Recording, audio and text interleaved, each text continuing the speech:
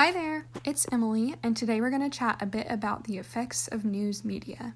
As we're just a few days away from the general election, this is the perfect time to think about the ways that media can impact, shape, and change our views on politics. Is it Instagram's job to tell me how to vote? Are we hearing from all sides? It's healthy to ask yourself questions like these, and I hope that this video will help you reflect on them more. Let's dive in. Information and news media. I don't think that social media sites like Instagram or Snapchat were designed with the intent to shape political views. However, this graphic shows that almost half of US adults use Facebook to get their news. Let's scroll through what my Instagram feed has been filled with for the past few months. When I followed these accounts, I can assure you it was not because I wanted to see their political posts. However, it seems to be unavoidable today. Social media has become news media, and every account can be a reporter. Some of these reporters share unbiased and balanced posts, and others are open about their opinions and hope to sway their followers to their side. Even though I'm not seeking out political advice, it is thrown at me every time that I get on my phone, and I can clearly see how views and beliefs are changed because of the information shared and discussed on social media. Even brands have become news media and work to promote ideas. The most prominent example that I've seen of this is Levi's. Why would anyone listen to a jean company for election advice? Here's a list of the celebrities that they gathered for this year's Rock the Vote campaign. This massive campaign has targeted the younger generation through social media ads that encourage people to vote. I've seen them on Instagram and Snapchat all over the place. Although they never openly promote one candidate over the other, they selected outspoken Democrats, liberals, and Black Lives Matter leaders to head up this campaign.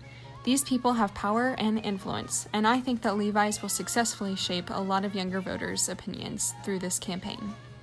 As we now scroll through all of the Snapchat filters available to me about voting, which shows how this medium can be used as a news source, I want to tell you about my limited exposure of news as I was growing up.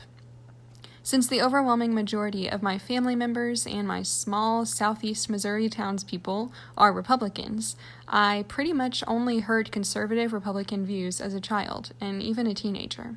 I remember sitting in the car on my way home from elementary school, listening to Fox News talk show hosts like Sean Hannity almost every day.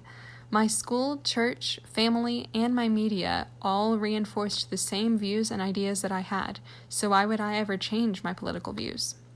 As I got older and started expanding my network of friends, coworkers, media, influencers, music artists, etc., I began hearing opposing ideas and being challenged in my views, and I'm so thankful.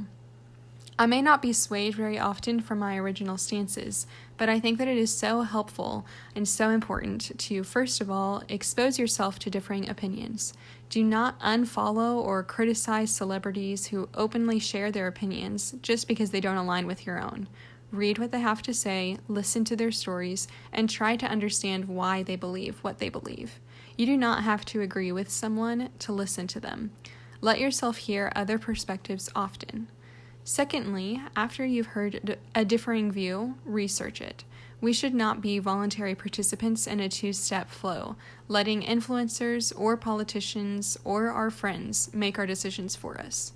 Listen to those people and then go dig into credible, unbiased sources.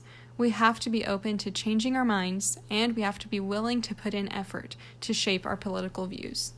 Then we can engage in the conversation and participate in democracy with solid, informed opinions.